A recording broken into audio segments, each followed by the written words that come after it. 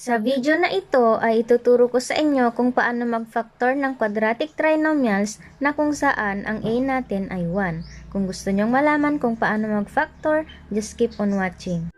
Hello mga anakshis! Welcome to Math TV PH. Ang channel na ito ay tungkol sa math tutorials, lectures, or discussions na Tagalog at Taglish na dedicated sa lahat ng mga estudyante. Kung interesado ka, please like, subscribe at i-click mo na rin ang notification bell para ma-notify ka kapag may bago akong upload na video. Good day everyone! Ang topic natin ngayon ay factors of quadratic trinomials. Kapag sinabi natin quadratic trinomials, ang form niya ay ax squared plus bx plus c, where a is equal to 1. Kasi meron tayong factors na greater than 1 pero sa susunod na video natin i-discuss yon. Kaya siya quadratic trinomial dahil mayroon tayong tatlong terms, yung ax squared, bx, at yung c, where yung a, b, at c ay non-zero integer. Sa pag-factor natin dito ay ganito lang yung form niya. For example, number 1, x squared plus 7x plus 10. Ito ay quadratic trinomials dahil meron siyang tatlong terms. So, paano nga ba i-factor yung ganitong examples? Kasi hindi siya perfect square, hindi rin siya sum and difference. Para makuha yung factor nito, mag-isip kayo ng factor ni 10 na kapag pinag-multiply mo ay magiging 10 at kapag inat mo naman ay magiging 7. So, ano yung mga numbers na yon? Mag-isip muna tayo ng factors ni 10, di ba?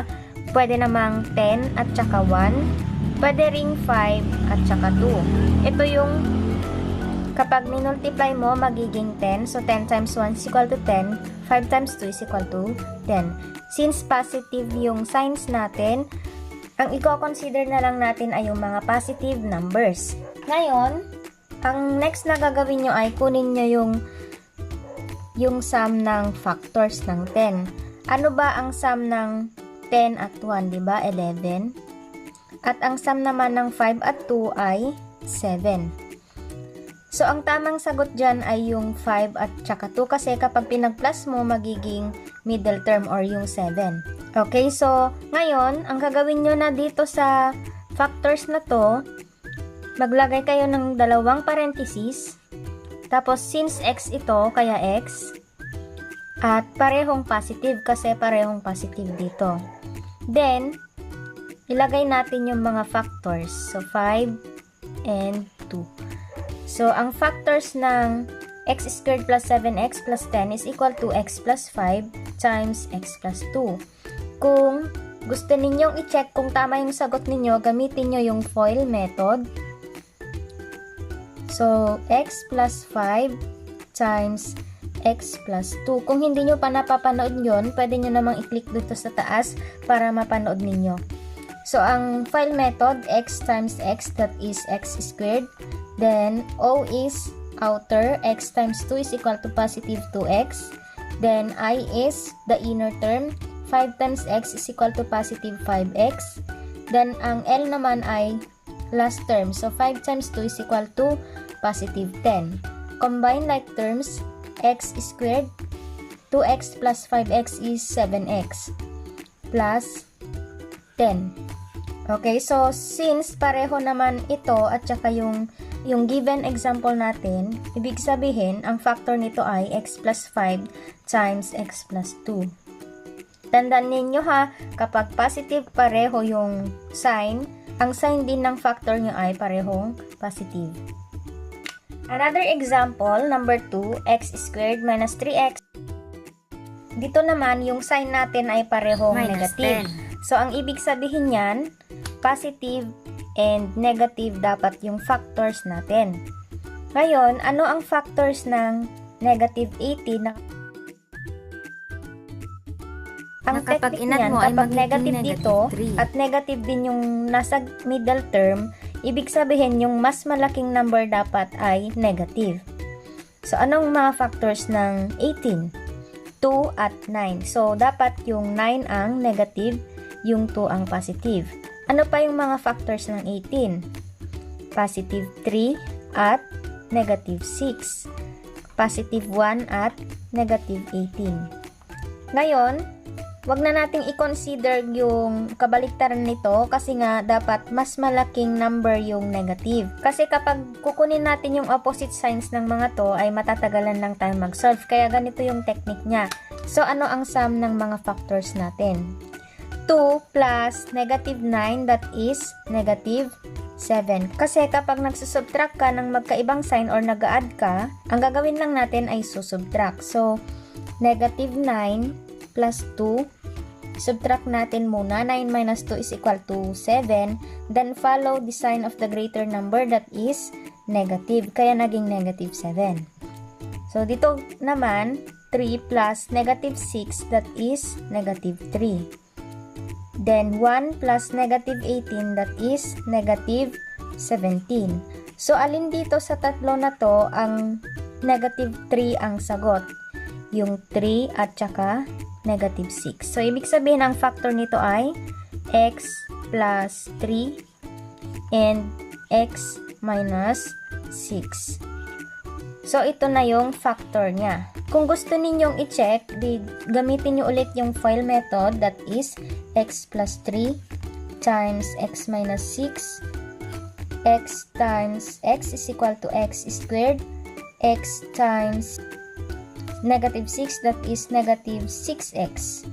3 times x, that is positive 3x. And 3 times negative 6, that is negative 18. Combine like terms, x squared, negative 6 plus 3x, that is negative 3x minus 18. Okay, so pareho na yung product ng FOIL method dito sa given na examples. Ibig sabihin, ang factors natin ay x plus 3 at x minus 6. Another example, number 3, x squared plus 2x minus 15. Again, ang technique natin ay kunin natin yung factors ng negative 15. So, ibig sabihin, positive at negative yung sagot natin. At yung middle term natin ay positive, ibig sabihin, mas malaking number dapat yung positive. Ano ba yung mga factors ng 15? That is 15 and 1. Kasi 15 times negative 1, negative 15. Ano pa yung mga factors ng negative 15? That is positive 5, negative 3. Okay, so wala na. Kunin natin yung sum nito. 15 plus negative 1, that is 14. 5 plus negative 3, that is positive 2. So, alin dito sa dalawa ang sum ay positive 2 at kapag pinag-multiply mo yung factor ay negative 15, that is 5 and negative 3. Okay? Kung papahabain kasi natin, for example, kukunin natin yung opposite nito. Kunwari, negative 15 naman yung kukunin nyo at positive 1. Diba? Ganyan. Tapos, negative 5 and positive 3. Kasi pwede factor din naman ito ng negative 15. Pero subukan natin kunin yung sum. Negative 15 plus 1 is equal to negative 14. At negative 5 plus 3 is equal to negative 2. Okay, kaya sabi ko kanina, ang technique niya ay dapat mas malaking number yung positive. Kasi yun yung nasa middle term natin. Kaya kung ganito ang susubukan nyo, ganito ang magiging resulta. Okay? Naintindihan? So, ang factors natin ay ito. So, x plus 5 times x minus 3. So, ito yung factor. Kung gusto nyong i-check, di gamitin ulit natin yung FOIL method. X plus 5 times x minus 3. X times x, that is x squared. X times negative 3, negative 3x. 5 times x, that is positive 5x. 5 times negative 3, that is negative 15. Combine like terms, x squared, negative 3x plus 5x, that is positive 2x, minus 15. Kung magkapareho na yung product ng FOIL method ninyo at doon sa given, ibig sabihin, tama yung factor ninyo. So, ang technique dito, kapag positive yung nasa yung B at negative yung C, ang gagawin nyo ay dapat positive yung greater number. Okay? So, yan ang tandaan ninyo sa example na to. Another example natin, m squared minus 34m plus 64. Dito naman, ang sign natin ay positive sa c at negative sa middle term. Ang ibig sabihin, ang mga factors natin ay parehong negative at negative. Kasi kapag minultiply mo ang negative, magiging positive. At kapag inad mo naman, magiging negative. Ano ang mga factors ng 64? Una, 64 times 1. Meron tayong negative 32 at negative 2. Pwede ring negative 4 at negative 16. At pwede rin namang negative 8 at negative 8. Tandaan ninyo ha, dapat yung mga factors nyo, ang product niya ay yung nasa last term. Kaya negative 64 times negative 1 is positive 64. Negative 32 times negative 2 is positive 64. Negative 4 times negative 16 is equal to 64. And negative 8 times negative 8 is equal to positive 64. Ngayon, kunin natin yung mga sum ng mga factors natin. Negative 64 plus negative 1 is equal to negative 65. Negative 32 plus negative 2, that is negative 34. Kasi kapag parehong sign, i-add mo yung mga numbers, then copy the sign. Kaya 4 plus 16 is equal to 20. At negative yung sign. Negative 8 plus negative 8, that is negative 16. So, alin dito sa factors ng 64 ang sum ay negative 34. That is negative 32 and 2. So, ang factors natin ay m minus 32 times m minus 2. So, ito na yung factor ng number 4. Para ma-check natin kung tama, gamitin natin yung FOIL method. M minus 32 times m minus 2, that is m times m, that is m squared. M times negative 2 is equal to negative 2m. Negative 32 times m is negative 32m. Then, negative 32 times negative 2, that is positive 64. Combine like terms, m squared, negative 2m minus negative 32m, that is negative 34m, plus 64. Okay, so pareho ba yung given natin dito? Pareho. Ibig sabihin, tama yung factor natin.